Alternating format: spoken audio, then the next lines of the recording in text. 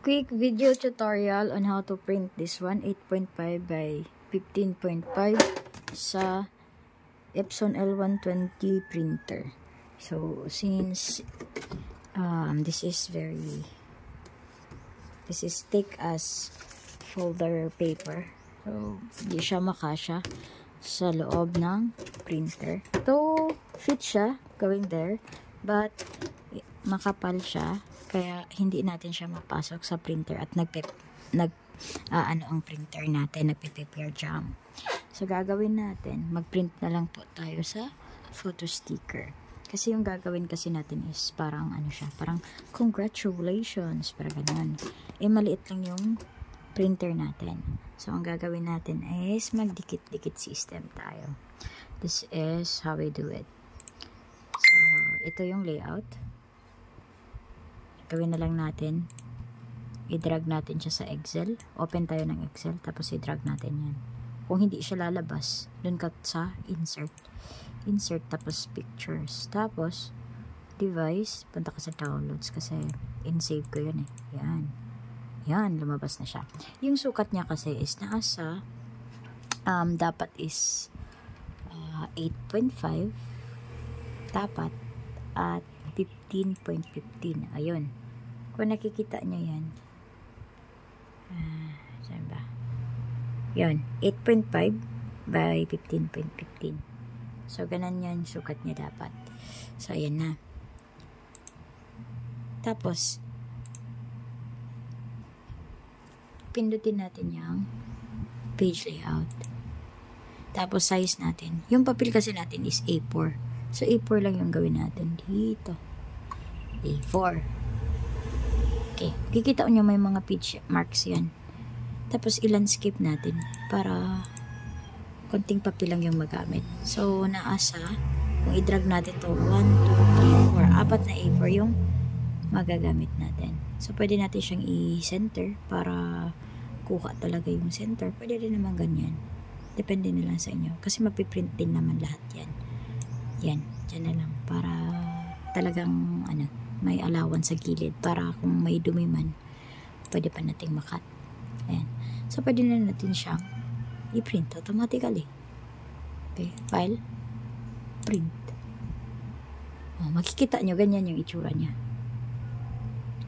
Tapos, pwede naman natin siyang isagad dito sa margins niya. Pwede natin siyang inaraw para mas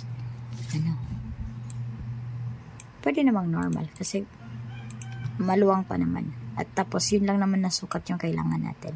Kasi nga ito yung papel na gagamitin natin. Ayan. So, print na tayo.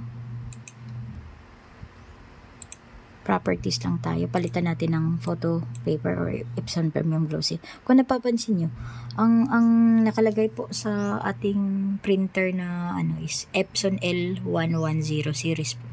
Kasi po, ito pong L120 po, ang ginawa ko po ang driver ng Epson L110 yung ginamit ko. Madali lang namang i-download yan.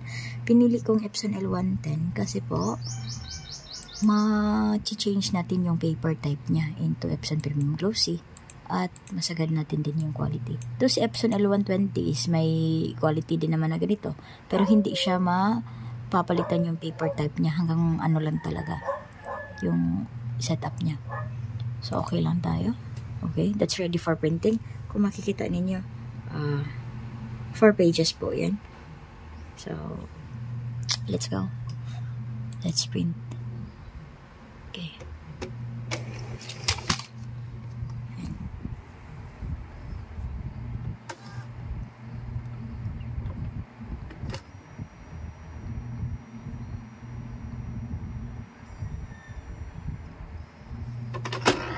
Ang photo paper po na gamit natin ay Aquaf na 135 GSM. So, hindi siya masyadong makapal.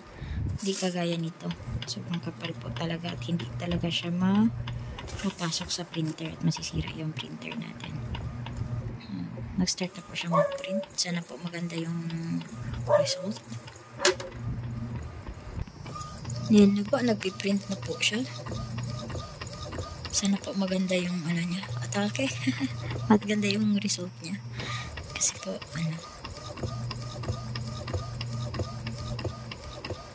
Ayun, nakikita ka na yung magandang kulay.